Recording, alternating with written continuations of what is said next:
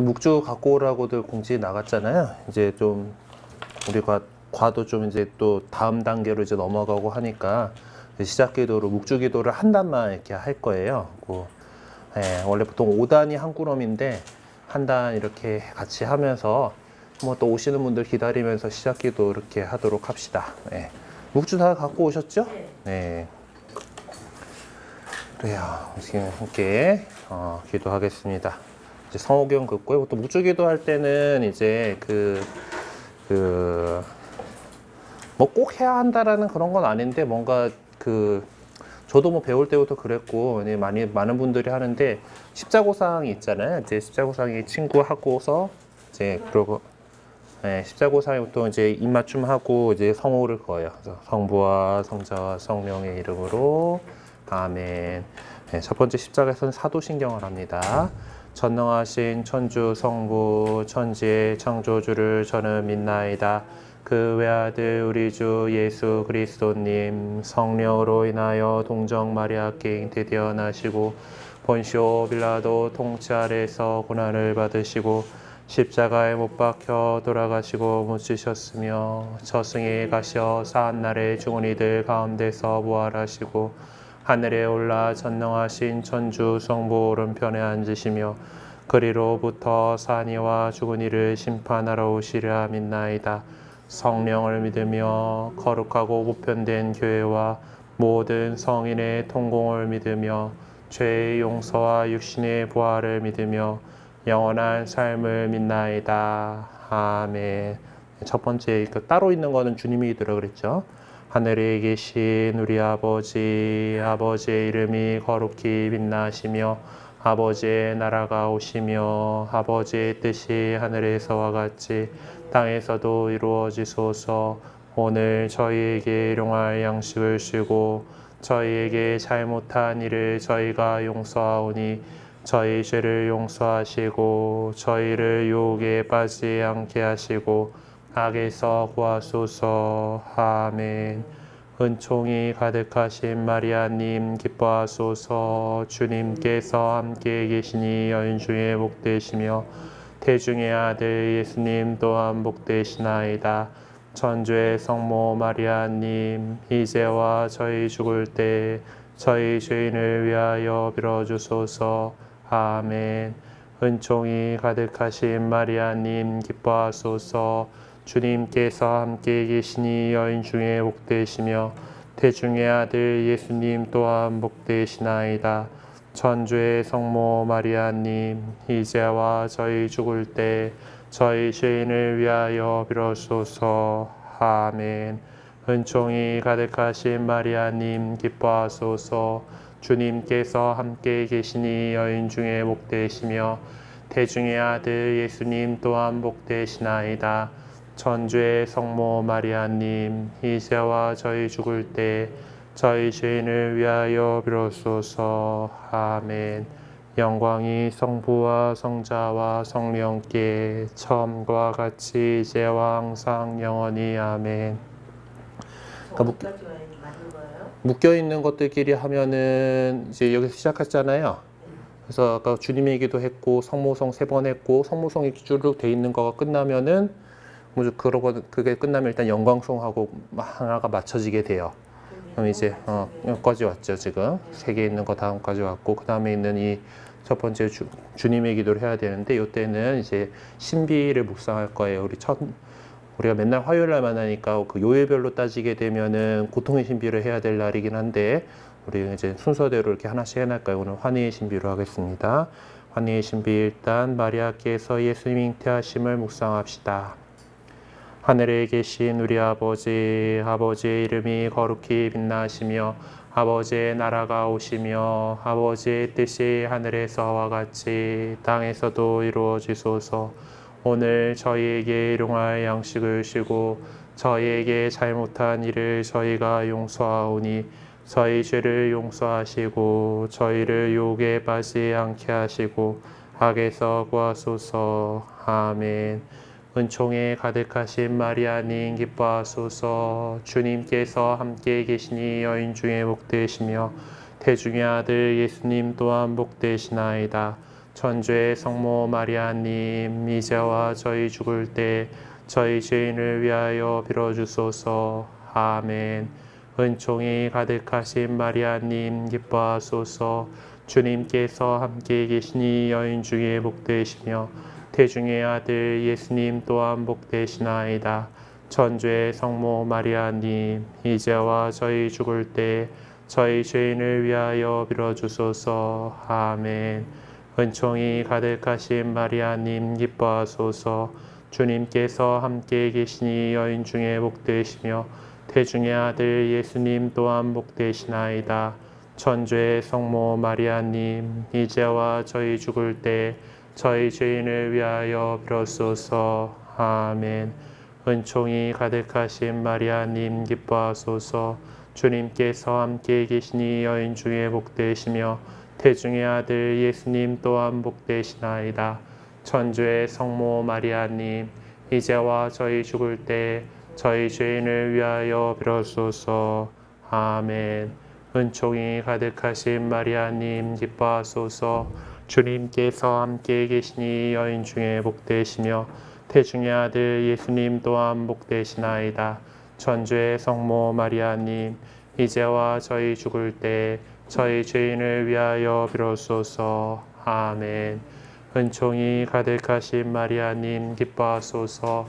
주님께서 함께 계시니 여인 중에 복되시며 태중의 아들 예수님 또한 복되시나이다. 천주의 성모 마리아님, 이제와 저희 죽을 때 저희 죄인을 위하여 빌어주소서. 아멘. 은총이 가득하신 마리아님, 기뻐하소서. 주님께서 함께 계시니 여인 중에 복되시며 태중의 아들 예수님 또한 복되시나이다. 천주의 성모 마리아님, 이제와 저희 죽을 때 저희 죄인을 위하여 빌어주소서. 아멘. 은총이 가득하신 마리아님, 기뻐하소서. 주님께서 함께 계시니 여인 중에 복되시며 태중의 아들 예수님 또한 복되시나이다. 천주의 성모 마리아님, 이제와 저희 죽을 때 저희 죄인을 위하여 빌어주소서. 아멘. 은총이 가득하신 마리아님, 기뻐하소서. 주님께서 함께 계시니 여인 중에 복되시며 태중의 아들 예수님 또한 복되시나이다. 천주의 성모 마리아님, 이제와 저희 죽을 때 저희 죄인을 위하여 빌어주소서. 아멘. 은총이 가득하신 마리아님, 기뻐하소서. 주님께서 함께 계시니 여인 중에 복되시며 태중의 아들 예수님 또한 복되시나이다. 천주의 성모 마리아님, 이제와 저희 죽을 때 저희 죄인을 위하여 빌어주소서. 아멘. 영광이 성부와 성자와 성령께 처음과 같이 이제와 항상 영원히. 아멘. 와, 성자 성령의 이름으로. 아멘. 나머지는 집에 가셔가지고 2단부터 4단까지는 한번 쭉 해나가 보셔요. 그리고 그때 성모 찬송으로 마무리 지으시면 돼요. 돼요. 기본적으로 묵주는 기도한 횟수 세는 데 쓰는 물건입니다. 그리고 우리가 이제 요걸 통해서 예수님 생애를 묵상을 하는 거니까 이제 또 우리 기도에 사용하는 물건이어서 또 특별히 성물로서 축복받고 이제 사용을 하게 되고요. 그리고 이 묵주기도 이제 계속해서 이제 성모성을 계속 반복하잖아요. 이제 그러면서 입으로는 똑같이 그 말 하면서 이제 우리가 처음 시작하면서 마리아께서 예수님 잉태하시에 묵상합시다라고 각 신비단 이렇게 나오니까 그 내용들을 머릿속에서 이제 생각하면서 입으로는 성모성을 쭉 외우면서 성모님과 함께 예수님의 그 삶의 여러 장면들을 이제 묵상하는 기도입니다. 우리 가톨릭 신자들이 가장 사랑하는 기도이고 또 성모님께서도 많이 강조하셨고 이제 예수님께서 많이 강조하셨고 그동안 살아온 성인들도 많이 이렇게 묵주기도의 중요성에 대해서 강조해 주신 바 있으니까 종종 이렇게 받쳐보시면서 익숙해지도록 했으면 좋겠어요. 자, 오늘은 이제 지난 시간에 주임 신부님이 오시는 거 제가 연수를 간다는 사실을 지지난 시간에 깜빡하고 말씀 안 드리고 가가지고 거기 좀 많이 놀라셨죠? 네. 하여튼 주임 신부님께서 뭐 어떤 이야기 해주셨어요? 예수님에 대해서? 신자의 의무. 그래요. 아무튼 네, 마치 우리가 나가야 됐던 그 부분들에 대한 종합적인 것들을 이렇게 해주셨던 것 같아요. 이제 우리가 출발을 해가지고 교리를 출발해가지고 지금까지 이제 믿을 교리에 대해서 공부를 했었죠. 무엇을 믿는가? 사도신경의 내용을 바탕으로 쫙 이제 이제 하느님께서 계시고 하느님께서 세상을 창조하셨고 이제 하느님 그리고 당신의 아들을 보내셔가지고 우리를 구원하셨고 성령을 보내시고 교회를 통해 우리를 이렇게 이끌어 주시고 계시다라는 그런 내용들 이제 무엇을 믿는가에 대한 것들에 대해서 공부를 했었고 그 다음에 우리가 하느님께서 은총을 우리에게 많이 베풀어 주시는데 어떻게 우리가 은총을 잘 받아들일 수 있는가? 네. 은총을 얻는 법. 그래서 이제 성사들에 대해서 공부를 했습니다. 우리 인간이 이렇게 하느님을 믿고서 하느님께서 주시는 은총을 받아가지고 살아간다라면은 하느님께서 베풀어 주시고 예수님께서 우리를 위해서 목숨까지 내어주시면서 하셨던 그 사랑을 받은 사람답게 이 세상에서 살아가야 하겠죠.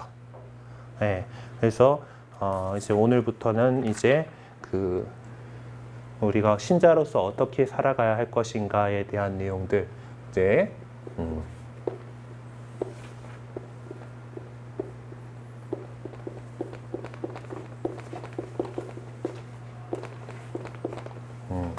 규범들을 이제 배워나가게 됩니다.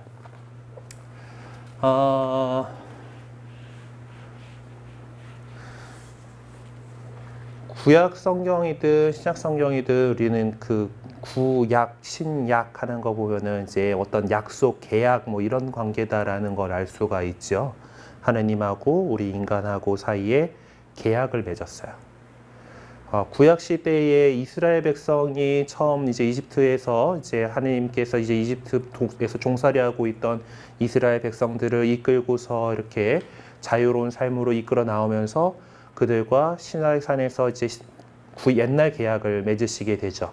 근데 옛날 계약의 내용이라 하면은 사실 어떤 건가 하면은 내가 너희의 하느님이 되고 너희는 나의 백성이 되어야 된다. 그럼 너희는 내 백성으로서 하느님이 내가 가르쳐주는 계명을 충실하게 지키면은 너희가 이제 젖과 꿀이 흐르는 땅이라는 표현에는 그 살 땅을 줄 것이고 자유롭게 살게 될 것이다라는 그런 계약 관계예요. 그러니까 인간이 하느님의 백성이 되고 하느님의 뜻대로 이제 살아간다라면은 그러면은 잘 정착해서 살 그 땅을 주겠다라는 거였죠. 이제 신약에 와서 그 계약이 이제 갱신이 되는 거죠. 단지 그냥 어떤 그 이스라엘이라고 하는 한 민족을 그렇게 선택하셨다면은 이제 모든 모든 민족들 가운데에서 이제 그리스도인들을 뽑으셔서 여러분들이 이제 하느님 백성으로 이제 살기를 바라고 이렇게 나오셨잖아요. 그러면은 이제 너희들이 이제 이 사람 여러분들이 하느님의 자녀가 되고 하느님의 백성이 되어서 그렇다면 하느님께서 가르쳐 주신 계명을 잘 지키고 살아간다라면은 우리에게 약속하시는 게 뭐겠어요? 영원한 생명이라는 하느님 나라라는 구원을 우리에게 주시겠다라고 약속한 것이 그 새로운 계약입니다. 결국 이 계약이라는 거죠. 우리가 뭐 핸드폰을 산다고 칠 때도 보면 통신사하고 계약을 맺죠. 보면은 깨알 같은 글씨로 약관 이래가지고 이 사람은 어떻게 그 회사는 이제 누구에게 어떤 서비스를 제공하면 어쩌고 저쩌고 이러고 그리고 제공받는 사람은 대신에 그에다가 요금은 어떻게 이렇게 내야 되고 요금을 안 내면 어떻게 되고 이런 것들을 그거 쫙 이렇게 규정을 짓죠. 네, 마찬가지로 우리도 하나님과 우리가 계약 관계를 맺었다라면은 그 사이에 우리 어떤 그 우리가 지켜야 할 것들, 우리 쪽에서 지켜야 할 것이 있고 하느님 쪽에서 지켜줘야 될 것들이 있죠. 뭐 하느님께서는 사실 언제나 성실하신 분이고 이제 늘 저버림이 없으신 분이기 때문에 당신께서 약속하신 것들을 계속해서 지키려고 해요. 지켜주실 거예요. 우리를 구원해 주신다라는 거죠. 단지 우리 인간 쪽에서 하느님을 거부하지만 않는다라면 말이에요. 그러면은 우리가 하느님을 거부하지 않고 하느님 백성으로서 살아간다라고 하는 것은 또 하느님께서 우리에게 가르쳐 주신 그 방법대로 그런 모습대로 살아가야 한다라는 거죠. 그래서 우리가 세례성사로 새로운 사람으로 하느님의 자녀로 새로 태어나게 된다라면 그러면 우리가 어떤 것들을 지켜나가야 될 것인가가 이제 앞으로 몇 시간 동안 여러분들하고 이야기를 나눌 주제입니다. 그래서 우리 교재 21과 새로운 삶의 규범들을 좀 펼쳐보시면은 181쪽인데 학습 목표라고 되어 있는데 보면은 새 사람의 새로운 삶에 필요한 규범과 기준들을 충분히 알고 익힌다. 그리고 10계명, 산상설교, 윤리적 권고는 하느님 사랑, 인간 사랑으로 구체적으로 실현됨을 깨닫는다. 교회가 전한 신자의 기본 의무를 알고 성실히 지킨다. 이런 내용들이 이렇게 있습니다. 인간은 혼자서 살지 않죠. 우리는 어쨌든 공동체를 이루고 살아갑니다. 그리고 그 사회 안에서도 보면은 서로 지켜야 할 것들이 있어요. 그렇죠? 당연히 우리가 옛날부터 어떤 관습적으로 이제 가져오고 있는 그런 것들이 있습니다. 인간이라면 당연히 지켜야 할 것들. 어르신 보면은 어른은 공경하고 인사드리고 그리고 뭐 이제 뭐 남의 재산을 막 훔치거나 갈취하거나 하지 않아야 되고 그리고 또 서로 우리가 이렇게 여서 영향을 주고받고 하면서 살아가고 있는 이 사회 안에서 어떻게 해야지 제대로 잘 살아갈 수 있을 건가를 정하고 있는 그 사회 안에 어떤 그런 규범들이 언제나 있어요. 도덕 시간에 이제 얘네 보면은 이제 가장 그 큰 범위를 갖다가 이제 뭐 도덕이라고 할 수 있겠죠. 덕이 있으면 그걸 따라서 인간이라면 양심을 가지고 당연히 이렇게 이제 지켜나가야 할 것들이 있고 그리고 이제 어떤 사회 공동체 안에서 통용되고 있는 그런 규칙들이 있습니다. 그리고 이제 인간 사회가 더 고도화되고 우리가 이제 그 어떤 국가를 이루고 이제 현대 문명화된 국가를 이루게 되면은 더 많이 이제 갖고 있는 것이 법이라는 거죠. 보통 이제 보면 법이라는 거는 얘는 최소한의 도덕이라고 얘기하죠. 이거는 꼭 지켜야지 되는 거예요. 법은 지키지 않으면은 처벌을 받죠. 법에 정해져 있는 대로. 내가 법을 몰랐어요 한다고 해가지고 용서가 되나요? 안 되나요? 안 되죠. 법은 그런 도덕적인 부분들은 내가 몰랐으면은 좀 그런 게 참작이 되잖아요. 그렇죠? 뭐 몰랐다라고는 아직 뭐 애가 뭐 법에서도 사실 뭐 이제 그 법정 연령 뭐 이런 것들이 있어가지고 너무 어린 미성년자가 이제 저지른 거에 대해서는 그런 것들이 적용이 되긴 하는데, 아무튼 그 도덕은 좀 그런 것들에 좀 더 관대할 수 있지만은 법은 반드시 지켜야 되는 그런 겁니다.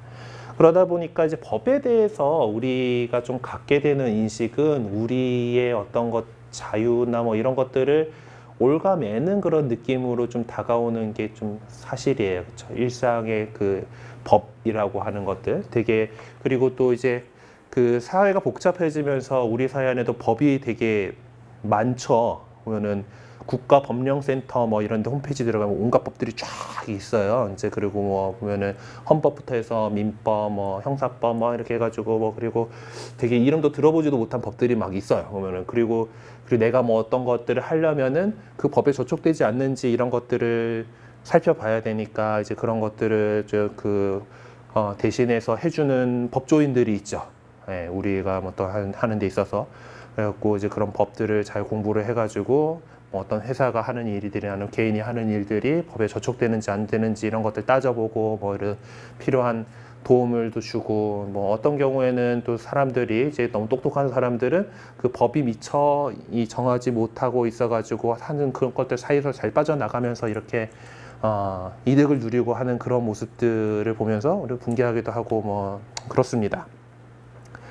그러니까 사실 인간이 이제 법 없이 살 수 있는 그런 사람들만 산다라면 얼마나 좋겠습니까마는, 인간은 다들 여전히 부족한지라 우리 일단 실정법을 통해서 어떤 우리 이 대한민국이라는 국가 공동체가 어떻게 이루어져 나가야 되는가, 이런 것들에 대해서 규정을 하고 그거에 따라서 이제 살아가고 있죠. 그리고 그 법을 갖다가 최대한 우리는 공정하게 만들 수 있도록 시민으로서 이제 뭐 국회의원들이나 정치가들을 갖다가 선거를 통해서 뽑고, 또 그들에게 계속해서 압력을 넣고 또 요구를 하고, 그리고 그들이 제대로 정치 활동을 하는지 이런 것들을 살피고 있는 겁니다.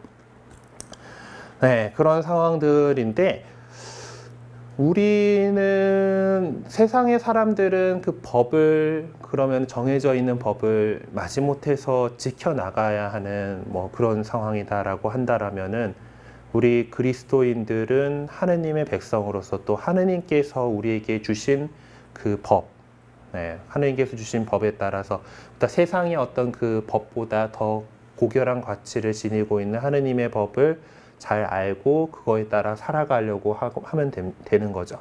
애지간하면은 하느님 법대로 사는 사람들은 국가의 법을 그 요즘 세상에서는 뭐 위반하게 될 일은 없습니다. 그러니까 옛날 같으면 뭐 다르겠죠. 지금 우리는 하느님의 법에 따라서 우리 형제요 자매다라고 이렇게 얘기를 하는데, 우리가 조선시대라면은 국법을 어기는 그런 꼴이 되는 거죠. 그냥 그 신문제 사회가 이렇게 있는 사회, 그런 데서라면은 그게 됐고, 사실은 그리고 그것이 사실 올바르지 않은 거기 때문에 계속해서 이 세대가 이렇게 흘러가면서 이제 그것들을 변화해 나가는 겁니다. 사실 하느님 보시기에 더 좋은 모습들로 이제 세상이 계속해서 변해가고 있는 것들이 그런 거라고 할 수 있을 것 같아요. 추우세요 혹시? 에어컨은 꺼도 될까? 예? 잠깐 좀 에어컨은 껐다가 조금 더 그러면은 더워지면은 다시 켜죠. 네, 그래서 이제 182쪽에 나와 있는 복음 말씀을 좀 들어보도록 하겠습니다. 어떤 사람이 예수님께 다가와 스승님, 제가 영원한 생명을 얻으려면 무슨 선한 일을 해야 합니까? 하고 물었다. 그러자 예수님께서 말씀하셨다. 어찌하여 나에게 선한 일을 묻느냐? 선하신 분은 한 분뿐이시다.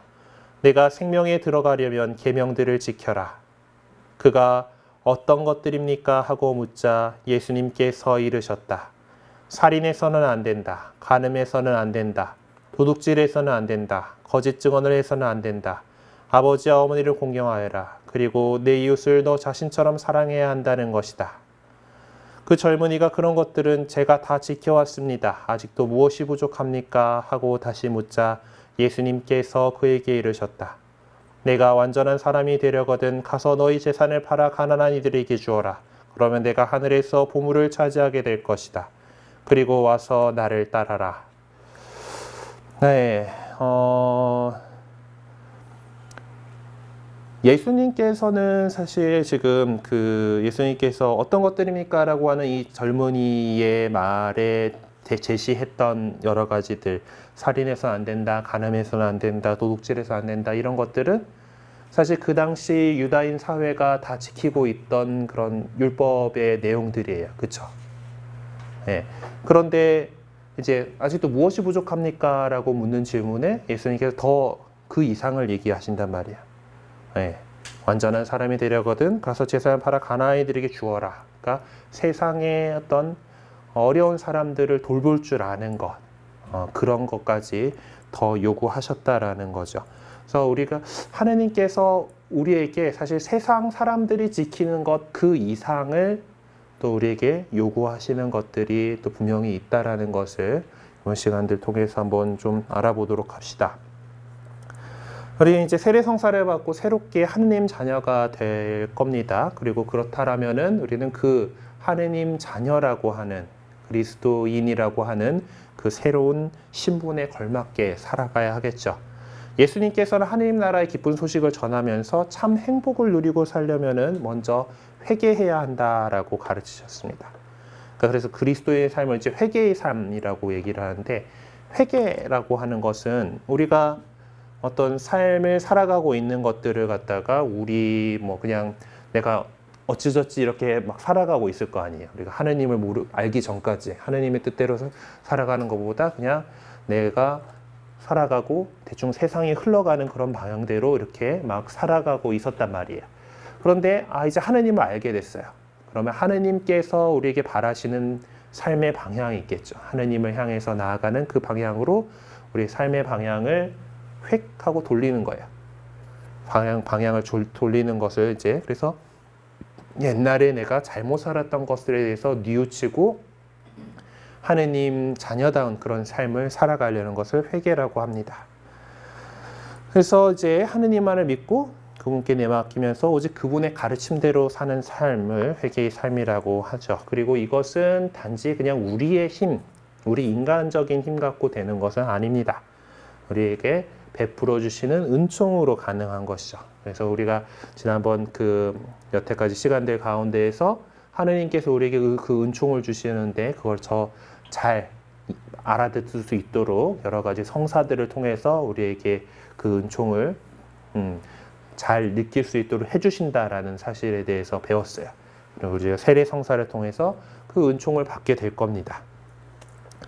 그래서 우리 은총을 받음으로써 우리가 하느님과의 관계를 맺으면서 살아가려고 하는 그런 마음을 갖게 되고요.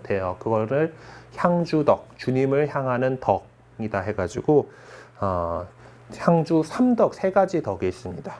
네. 그게 바로 믿음과 희망과 사랑이에요.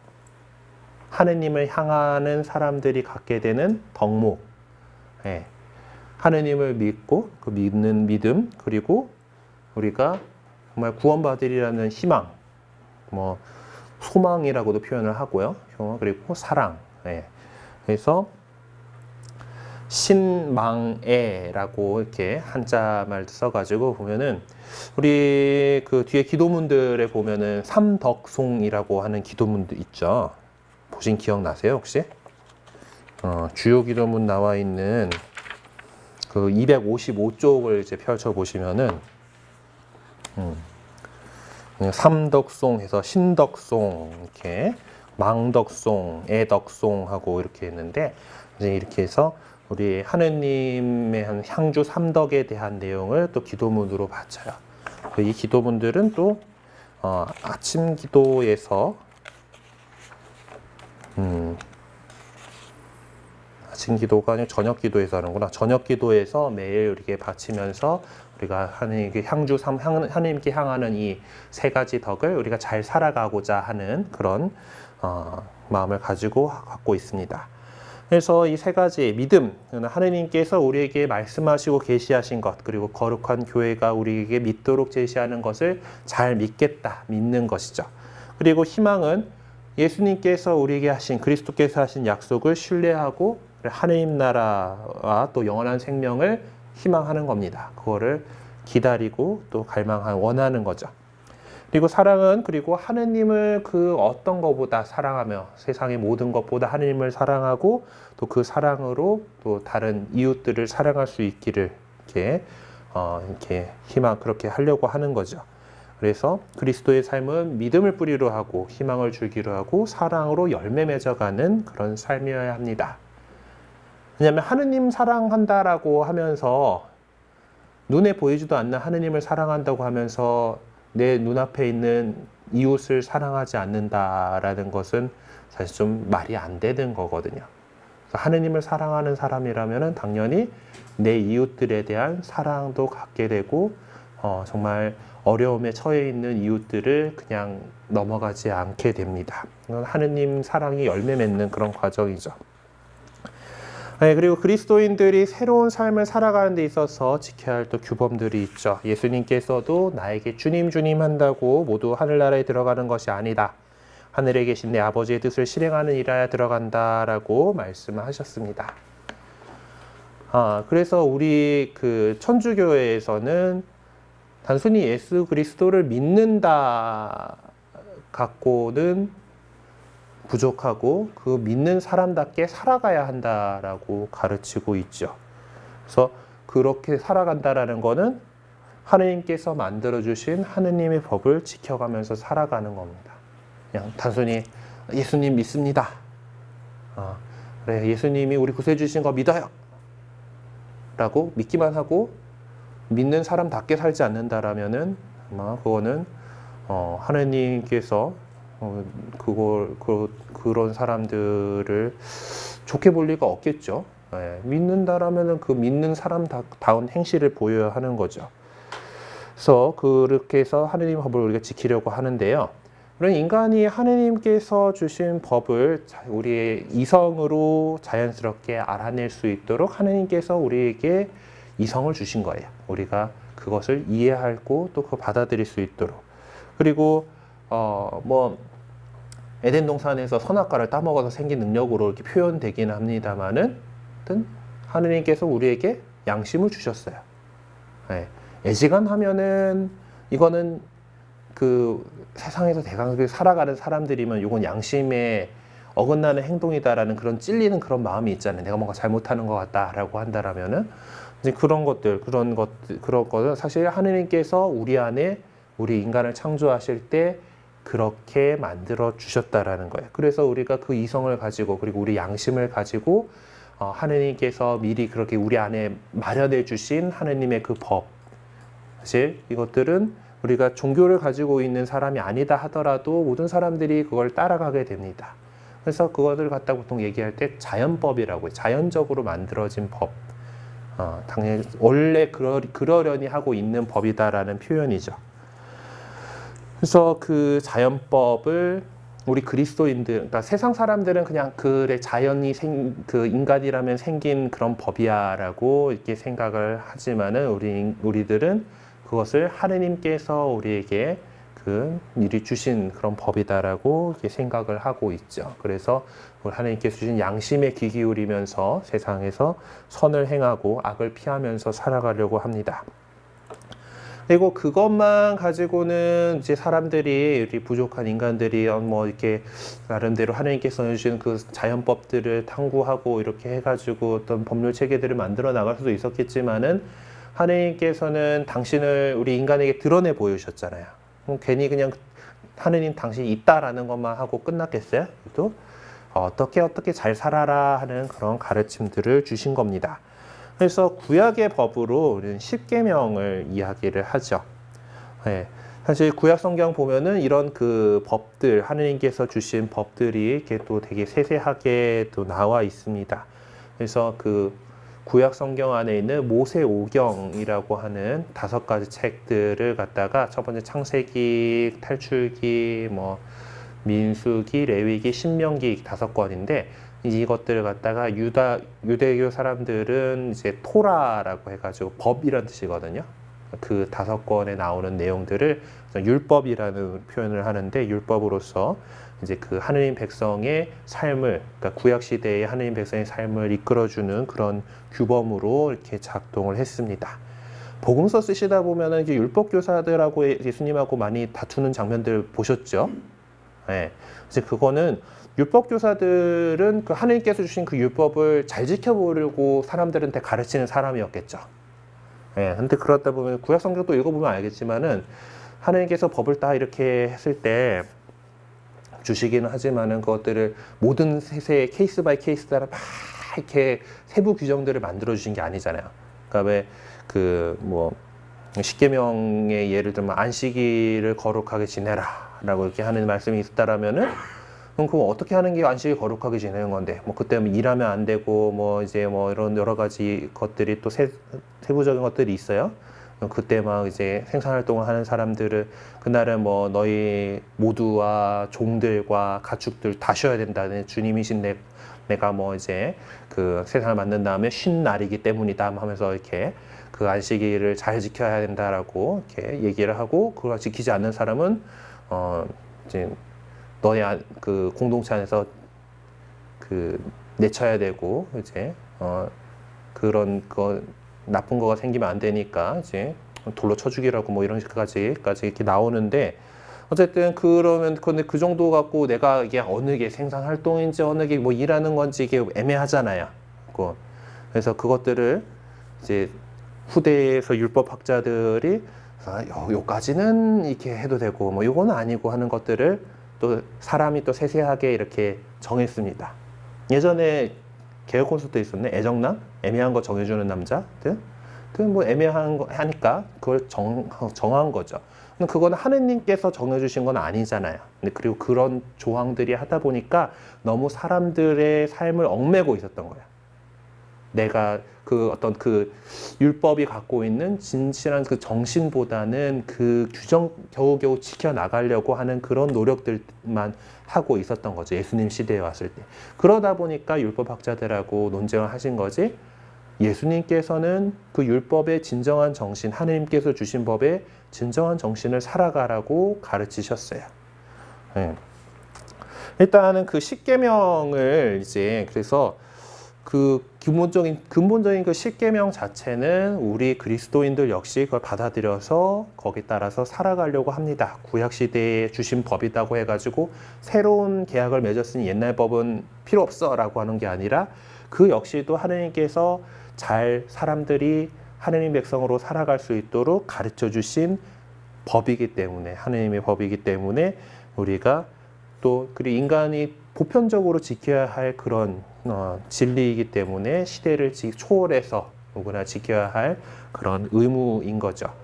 그래서 이제 이제 십계명을 이제 있는데 사실 십계명이 나와 있는 탈출기에 보면은 10계명이라고 뭐 이렇게 하느님이 하나, 둘, 셋 다 넘버링을 붙여가면서 이렇게 얘기해 주시진 않았어요. 후대 인간들이 이런 계명들을 갖다가 10가지, 아무래도 우리 손가락 10개다 보니까 이게 10개로 딱 맞추면 좋을 것 같아가지고 10계명으로 이렇게 해서 이렇게 정리를 한 거죠. 그래서 그러다 보니까 우리 가톨릭 교회의 십계명하고 개신교회의 십계명하고 이제 넘버링이 조금 달라요. 뭐 이제 그 교리서에 우리 그 가톨릭 교회에서 하고 있는 이제 십계명을 보면은 1. 한 분이신 하느님을 흠숭하여라. 2. 하느님의 이름을 함부로 부르지 마라. 3. 주의를 거룩히 지내라. 여기까지 이게 하느님에 대한 계명이고요.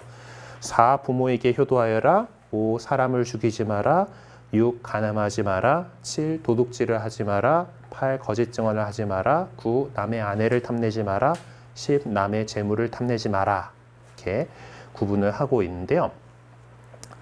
개신교회에 가서 보시면은 그쪽은 십계명이 하느님에 대한 계명이 4개로 해요. 그러니까 주의를 거룩하게 지내라가 4계명에 들어가요.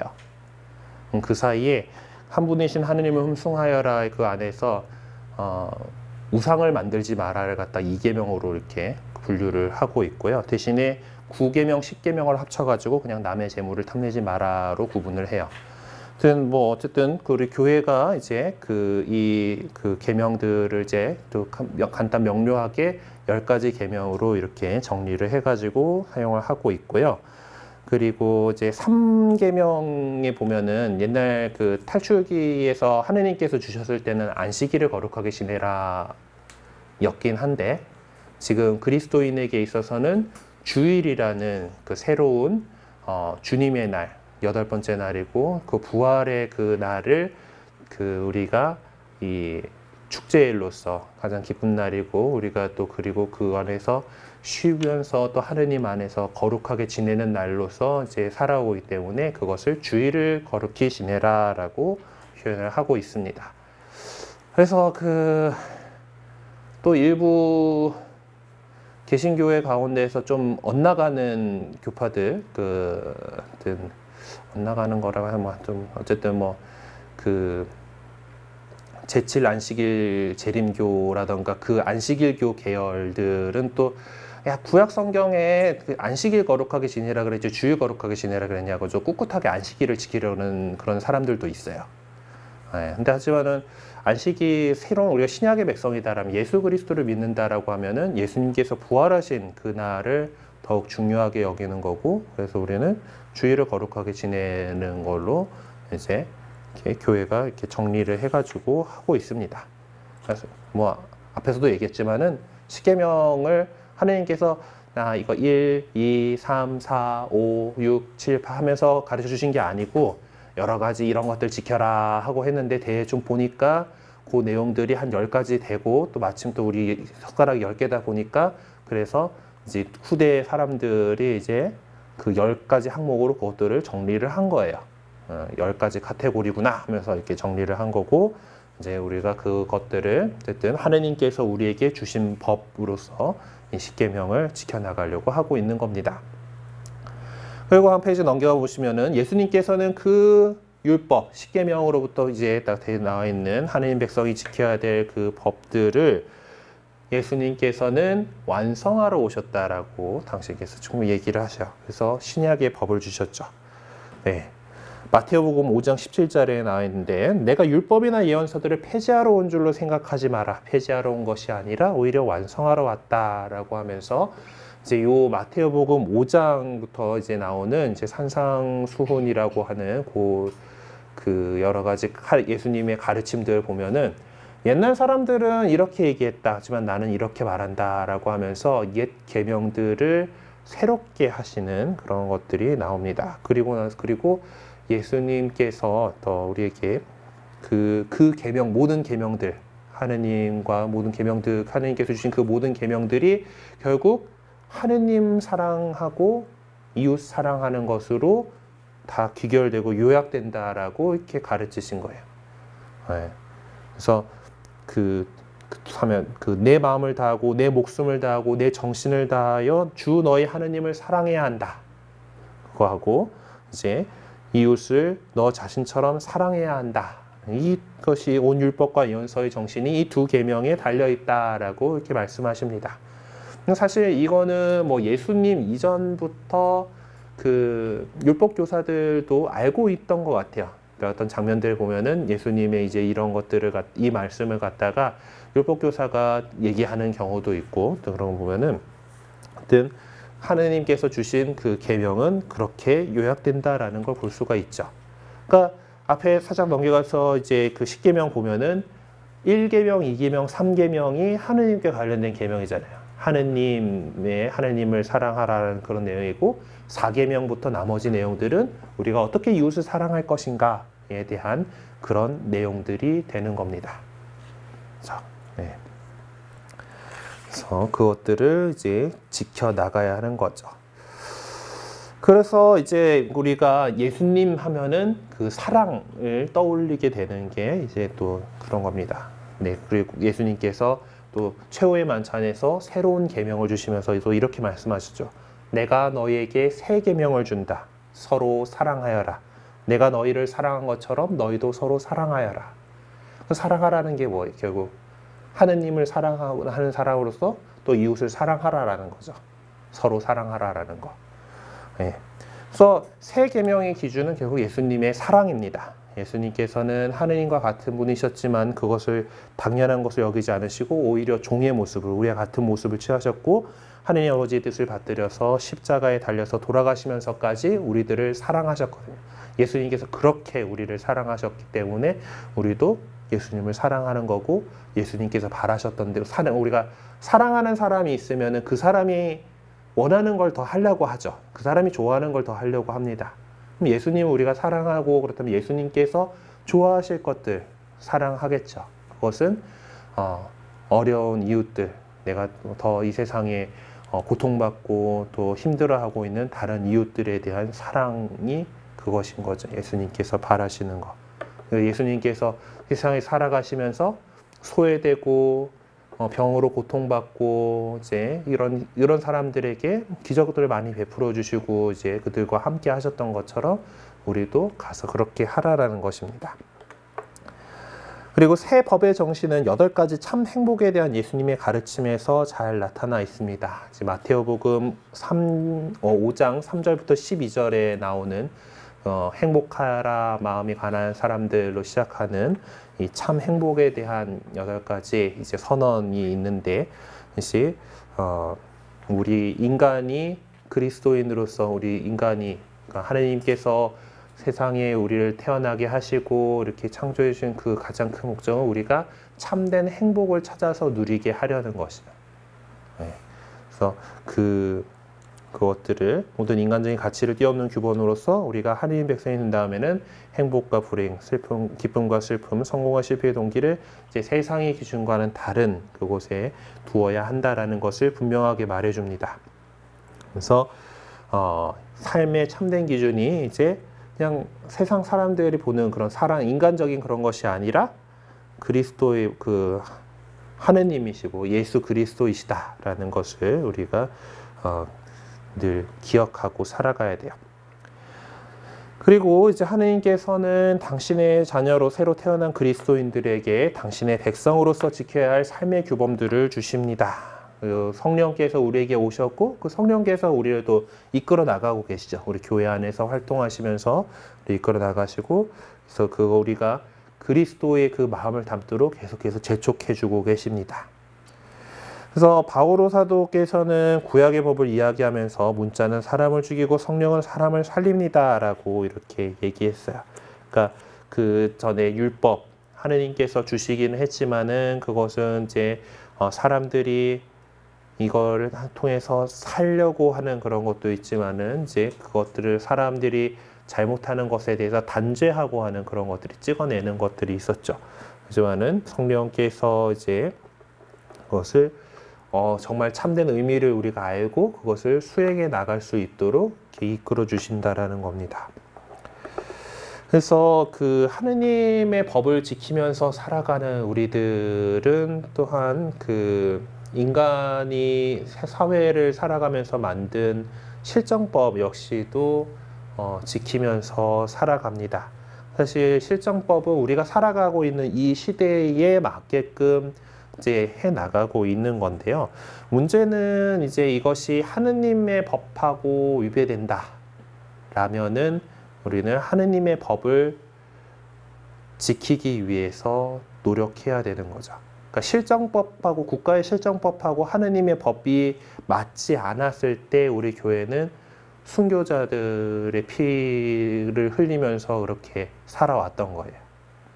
그만큼 하느님의 법을 지키려고 하고, 그리고 우리가 살아가는 이 세상이 하느님 나라 아버지의 뜻이 하늘에서 같이 땅에서도 이루어지소서라고 우리가 기도하는 것처럼 그 하느님의 법이 이 세상 모든 사람들이 지켜야 될 실정법에 반영될 수 있도록 우리는 계속해서 노력을 하고 있는 거예요. 정치에 대해서 관심을 갖고 있어야 되는 이유가 그렇게 해서 우리가 지금 배워서 알게 되는 이 하느님의 법을 정말 세상에서 실현할 수 있는 그런 사람들을 뽑아서, 우리는 지금 민주주의 사회이기 때문에, 대의민주주의 사회이기 때문에 우리 어떤 이런 뜻들을 갖다가 정치에 반영을 할 수 있는 그런 위치에 있지 않습니까? 그러다 보니까 그런 것들을 이렇게 노력을 하게 되는 거고, 할 수 있어야 되고 해야 되는 겁니다. 그래서 그 실정법이 우리 그리스도인에게 있어서 이게 정말 그 인정받고 효력을 발휘하려면은 정말 하느님의 법에 위배되지 않으며 윤리적으로 정당한가, 그리고 이 법이 누군가 어떤 특정 계층만을 위한 것이 아니라 공동의 이익에, 공동의 선에 이바지하는가, 그리고 일반적인 보통 사람이 제대로 지킬 수 있는 것인가라는 것들이 우리 그리스도인에게 있어서 일단 실정법에 대한 판단 기준이 되죠. 그리고 그것이 정말 그러하다라면, 지금의 그것은 우리는 이 세상을 나그네 생활하고 있지만은 이 세상에서 살아가는 사람으로서 그 사회의 그 법을 하느님의 그 뜻에 어긋나는 것이 아니다라면은 지키고 착한 시민으로서 살아가려고 노력을 하는 겁니다. 그리고 또 우리 역시 이제 우리 교회 안에서 정한 교회법도 있어요. 그러니까 세상도 이제 법률 체계가 있는 것처럼 우리 교회 안에도 이제 하느님의 그 뜻을 따라서 이제 교회 생활들 이제 이것들을 규율해 놓은 교회법이 있습니다. 교회법전인데 뭐 이런 책이 있어요. 여러분들이 요 안에 내용들에 정통할 필요는 없어요. 신부인 제가 정통하면 돼요. 사제들은 이제 요것들 이제 배우고 이제 그 내용들을 잘 알고 있도록 교육을 받습니다만은 여러분들 안에서 중요한 것들만 이제 알아둡시다에 나와 있는 뭐 신자들의 6가지 의무, 지난 시간에 주임 시부님께서 말씀하셨겠죠? 아무튼 그런 것들을 잘 지켜 나가야 합니다. 교회법은 이제 보통 이제 그리스도인들의 어떤 지켜야 할 규범들, 그리고 뭐 그리스도인이라면은 이제 성사 생활이요 뭐 어떤 것들을 이렇게 해야 되는 거고, 뭐 그리고 이제 지난번에 설명드렸지만 성직자라든가 봉헌생활자라든가 그리스도교회 안에서 좀 더 특별한 종교적인 삶을 살아가는 그런 사람들에 대한 규범들이 또 이렇게 정해져 있어요. 성직자 같은 경우는 이제 이런 자격 조건이라든가 어떻게 살아야 되고, 뭐 그리고 저 같은 보좌 신부면은 보좌 신부로서의 권한이 어떻게 되는지, 뭐 주임 신부의 권한은 어떻게 되는지, 뭐 교구장 주교의 권한은 어떻게 되는지, 뭐 보좌 주교의 권한은 뭐 이런 것들이 이 교회법전 안에 정리가 되어 있습니다. 그리고 뭐 이제 가끔가다 여기도 뭐 법전이다 보니까 뭐 형법 뭐 이런 것도 있어요. 뭐 소송 절차 뭐 이런 것도 있고, 뭐 여러 가지 그런 사항들에 대한 그런 것들이 규정이 되어 있습니다. 교회법전은 되게 오래됐어요. 그러니까 지금 우리가 사용하고 있는 교회법전은 1983년도에 최종 개정된 것이긴 한데 교회법의 역사는 되게 됐습니다. 그래서 지금 현행 법률 체계의 뿌리라고 할 수 있는 건 로마법이 있죠. 고대 로마의 로마법에 있고, 그리고 그 다음에 우리 교회법이 또 한 부분을 차지합니다. 그리고 나중에 이제 나폴레옹 법전들이 이제 좀 더 이제 하고, 뭐 독일의 뭐 바이마르 법전이라던가 여러 가지 이런 법률 체계들이 이제 앞서서 해나갔는데 그 뿌리들 가운데 로마법, 고대 로마법과 우리 교회법이 자리를 차지를 하고 있어요. 그래서 이탈리아 같이 이제 가톨릭 국가에는 이제 법대에 가게 되면은 이제 로마법도 이제 현행 자기네들 실정법에 대해서도 공부를 하지만은 교회법도 같이 공부를 하게 돼 있습니다. 우리나라는 이제 뭐 교회 신자 비율이 뭐 그렇게 크지 않다 보니까 일반 법학대학에서 교회법까지 다루지는 않게 되고, 우리 뭐 이제 성직자들이나 이렇게 공부를 하게 되고, 또 일부 또 관심 있는 평신도들이 이렇게 법학 공부를 해가지고 이제 교회 법원에서 일하게 되는 것들이 있긴 한데요. 아무튼 것들을 하느님께서 우리에게 정해주신 법, 그리고 그걸 바탕으로 우리 교회가 신자 생활들을 규율한 법들을 또 우리 신자로서 잘 지켜나가야 합니다. 그리고 가장 근본이 되는 건 예수님께서 말씀하신 대로 사랑이에요. 네. 하느님을 사랑하고 이웃을 내 몸같이 사랑한다라는 겁니다. 그래서 우리가 이제 성령의 인도를 따라서 정말 이 십계명과 그리고 교회법들을 잘 지켜나가도록 이렇게 노력해야 되죠. 그래서 이제 교회가 정한 신자의 기본 의무, 아마 지난번에 주임 신부님께서 말씀하셨을 거지만은 한번 좀 강조를 드리자면은 주일 거룩하게 지내라라고 했잖아요. 그래서 사실 원래는 이제 주일은 파공이라고 해가지고 이제 생업에 종사하면 안 되는데, 지금 사회가 워낙 이렇게 많이 변해가지고 이제 일요일에도 일을 해야 되는 사람들이 다 있잖아요. 그리고 우리나라는 아직 선교 지역이어가지고 주일 파공에 대한 의무, 이제 주일에는 꼭 쉬어야 되라는 그런 의무가 없어요. 그래서 여러분들이 막 유럽 여행 같은 거 가가지고 이제 뭐 가톨릭이 센 국가에 가게 되면은 일요일 날 되면은 문 연 가게가 별로 없는 거를 보실 수 있습니다. 우리나라는 이제 또 뭐 그냥 그렇게까지는 안 하니까 이제 휴일이 이제 일요일이 휴일이 되어 있는 것도 사실 이제 그리스도교 문화권인 서양에서 발전돼 온 그런 거죠. 일요일이 쉰다라는 거가 이제 주일을 거룩하게 지내야 되는 이 의무 때문에 이제 유럽 쪽 국가에서들은 다 이렇게 일요일을 휴일로 이렇게 쉬었던 거고, 이제 그러다 보니까 우리는 그런 법률 체계를 그리고 세상에 그런 것들을 받아들인 우리나라의 현행 법률도 이제 일요일을 쉬는 날로서 이렇게 정하고 있습니다. 그리고 이제 주일을 거룩하게 지내야 되는 거고 있고, 평일에도 의무적으로 지내야 되는 대축일이 있어요. 그러니까 원래는 이제 대축일이라고 하는 날도 주일과 동등하게 이제 그 쉬고 이제 미사를 나와야 되는데요. 그래서 유럽 쪽에 가면은 정말 그 무슨 대축일이다 하면은 국가 공휴일이에요. 그냥 가톨릭 국가들은. 근데 이제 우리나라는 그러지 않으니까 우리 주교회의에서 신자들이 꼭 지켜야 될 의무 대축일들을 4가지를 정해가지고 있습니다. 딱 보면은 우리 국가 법정 공휴일하고 겹쳐요, 다. 첫 번째는 이제 그 1월 1일에 천주의 성모 마리아 대축일, 그리고 그 다음에 오는 것이 예수 부활 대축일. 근데 예수 부활 대축일은 기본적으로 주일이기 때문에 무조건 일요일이기 때문에 이제 그거고요. 그리고 성모 승천 대축일이 8월 15일 우리 광복절에 있습니다. 네. 우리 교회가 이제 예전부터 이제 성모님의 승천에 대해서 8월 15일에 이렇게 지냈는데 그날 2차 세계대전 종전했잖아요. 그래서 되게 다 우리 그 가톨릭 국가들은 이렇게 가톨릭 신자들은 이렇게 성모님의 이 그 평화를 사랑하신 그 마음에서 이날 전쟁이 끝났다고 대단히 이제 기뻐했던 그런 게 있습니다. 그리고 예수 성탄 대축일을 이렇게 지내게 돼요. 성탄절도 우리나라의 법정 공휴일이니까 우리가 쉬면서 지킬 수 있는 날이죠. 그리고 두 번째 의무는 한 장 넘어오시면은 1년에 한 번은 고해성사를 봐야 한다라는 거예요.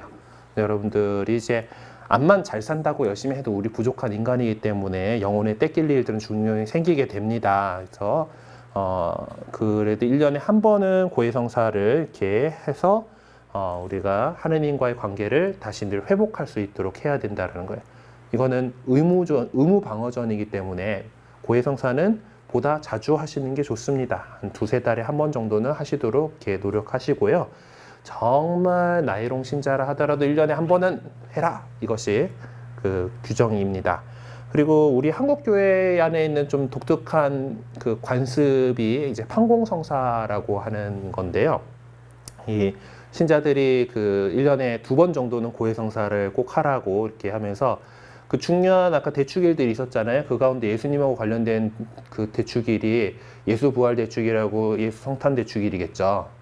그것들은 앞두고서 좀 다 이제 고해성사들을 좀 하세요 해가지고 이제 그리고 또 좀 행정적인 그런 부분들을 통해서 하기 위해서 이제 여러분들한테 이제 나중에 이제 구역장이면 반장님이 이제 판공성사표라는 걸 갖다 줄 겁니다. 이제 그래서 원래는 이제 우리 교회에 신부님들이 많지 않았을 시절에 예전에 이제 그러면 공소라는 것들이 있고 신부님들이 이제 돌아다니면서 이제 몇 달에 한 번 정도 겨우 이렇게 도착해가지고 이제 성사들을 집전을 해주고 이제 미사를 하고 했던 시절이 있었거든요. 박해 시대 같은 데는 지금 전국의 신부님들 뭐 3명 있고 막 이럴 때니까.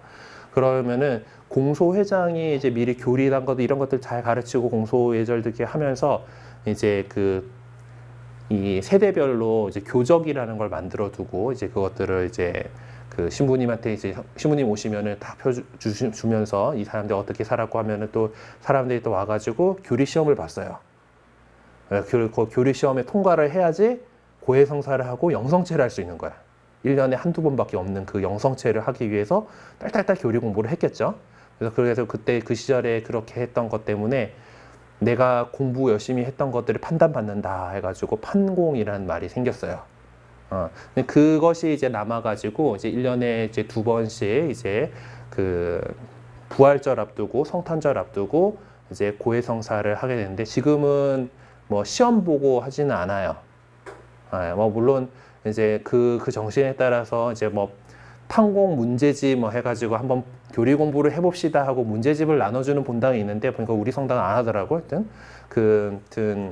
그런 경우도 있지만은 신부님이 나중에 바뀌면 할 수도 있어요.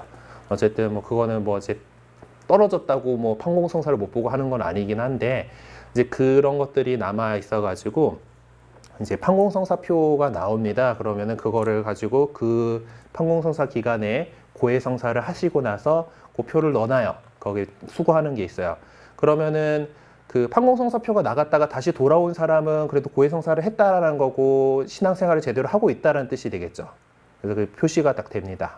이렇게 그런 좀 이제 행정적인 그런 것들을 위해서 지금 하고 있는 게 판공성사라고 하는 건데요. 이제 앞으로 나중에 이제 그 나오면은 그때 이제 고해성사를 때는 그래도 좀 의무감이라도 하시는 걸로 1년에 2번은 그렇게 하시는 걸로, 그리고 사실은 더 하느님 뜻대로 살아가고자 한다라면은 더 자주 고해성사를 하는 게 좋아요.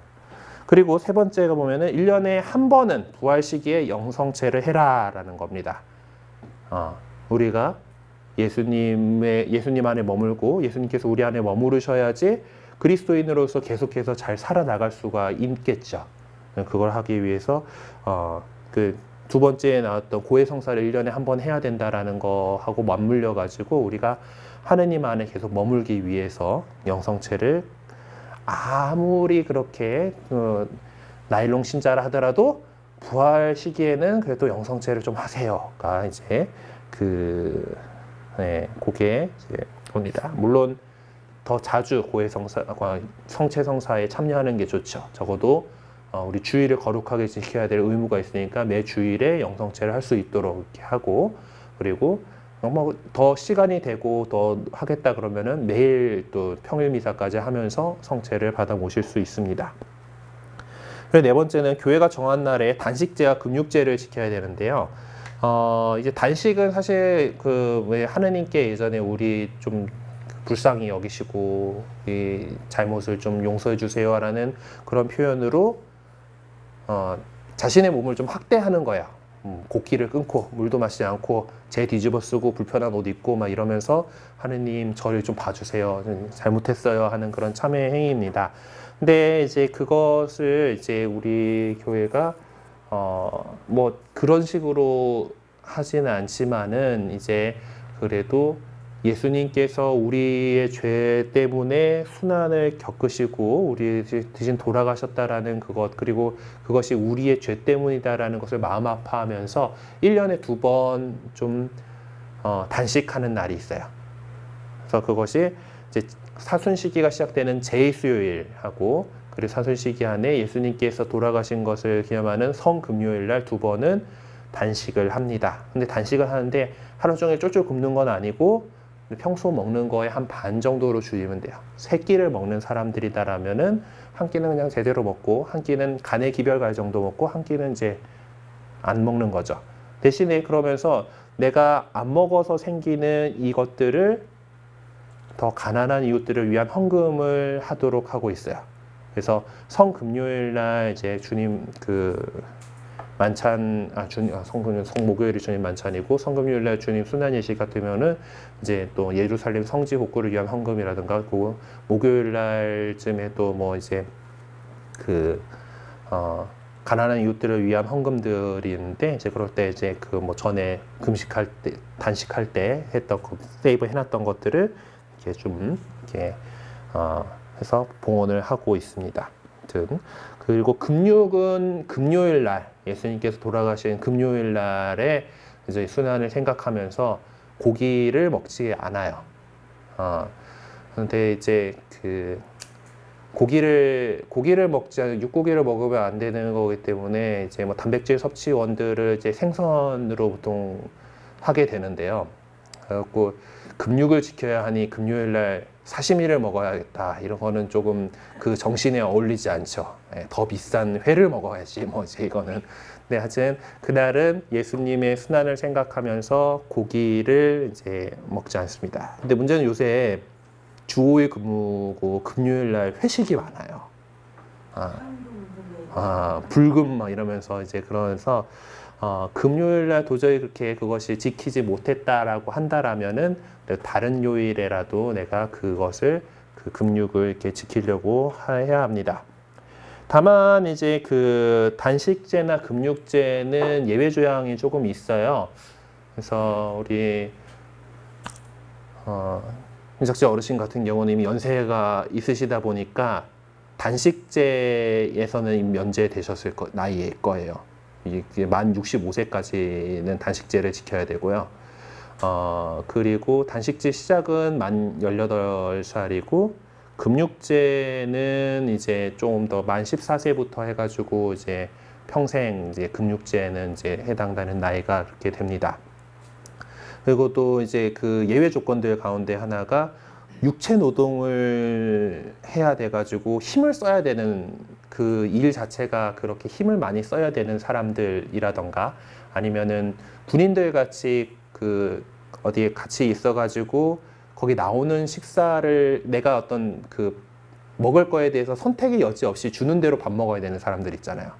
네, 그런 경우들, 그러니까 뭐 우리 친구들 같은 경우 학교에서 급식이 나왔는데 금요일 날 금육을 지켜야 되니까 하면서 그 고기들만 그 탁탁 이게 배식해서 주는데 거기에 이걸 다 해가지고 버릴 거가 아니라 이제 그래도 그냥 먹어도 되는 거예요.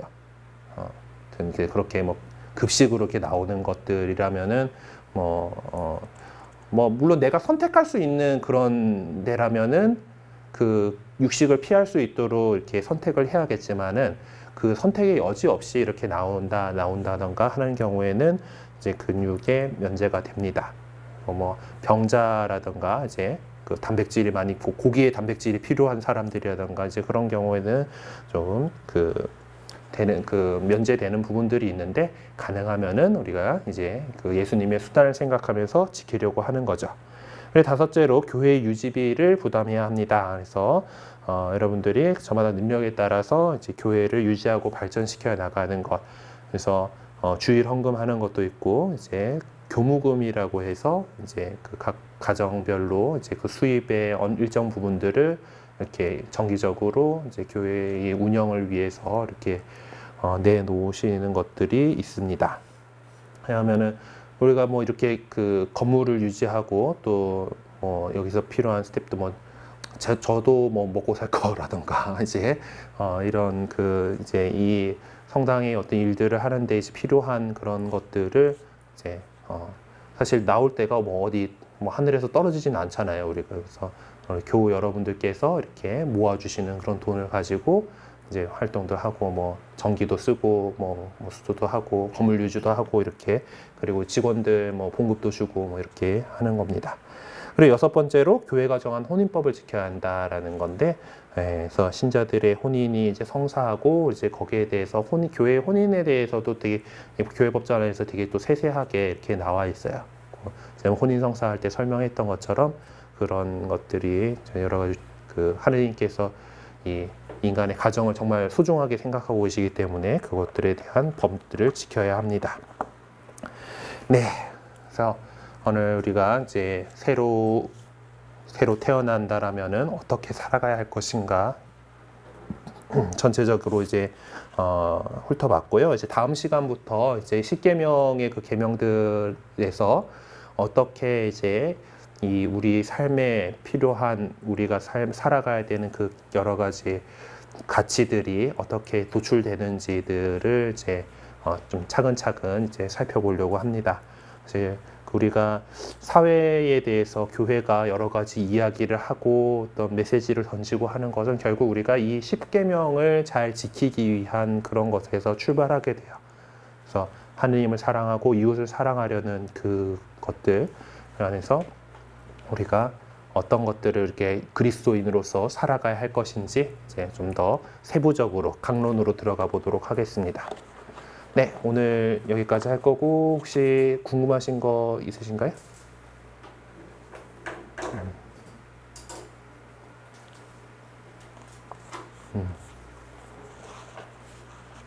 알아들을만 했어? 네. 좀 어려웠지. 법 얘기하고 막 이러다 보니까. 근데 우리가 하느님 뜻대로 잘 살아가자라는 거고, 언제나 그런 것 같아요. 그 율법학자들도 이제 그 법규들을 만들어가지고 좀 얽매였던 것들이 있었기 때문에 우리 교회는 언제나 그런 것들에 대해서 이제 이것이 정말 진정한 그 하느님 계명의 정신인가를 늘 이제 고민을 하면서 이런 법규들을 이렇게 해서 우리 신자들의 생활들을 이렇게 규범해 나가고 있습니다. 그래서 이것들을 우리가 잘 지켜나간다라면은 하느님의 뜻에서 그렇게 벗어나지 않는 삶을 우리가 잘 살아갈 수 있을 거예요. 그래서 우리 십계명도 잘 기억하고 그 하느님 뜻대로 잘 살아갈 수 있도록 애써 보도록 합시다.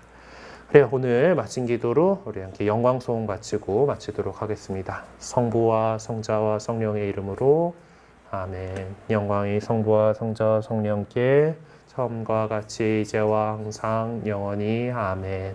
성부와 성자 성령의 이름으로 아멘. 네, 수고하셨습니다. 네.